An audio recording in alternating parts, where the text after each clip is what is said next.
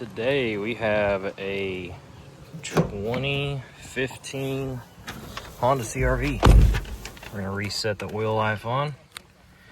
First thing you're gonna do is turn the ignition on. You can either start the vehicle or not start the vehicle. You're gonna get it pulled up here where it says the oil life, and if you're past due, it may say minus, and then a number like the mileage that you're past due. So anyway, you're gonna toggle to the oil life, and then you're gonna press and hold this button here for 10 seconds. You don't really have to count because it'll start flashing once it's ready.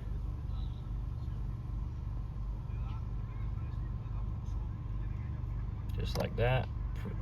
Release the button and then press again and hold for another 5 seconds.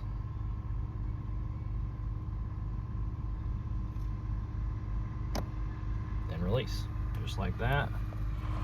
You're all set, and that's how to reset the oil life on a 2015 Honda CRV. I hope this helped, and I hope you have an awesome day.